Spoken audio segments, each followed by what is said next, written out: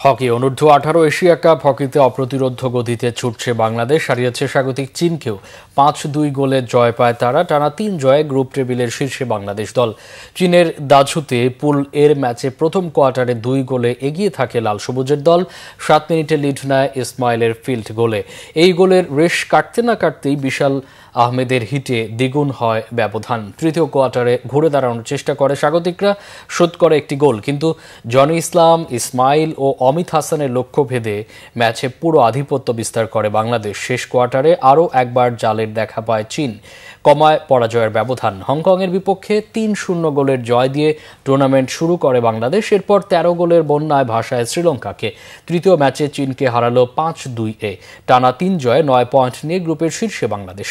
পুল এতে চতুর্থ ম্যাচে পাকিস্তানের মুখোমুখি হবে তারা।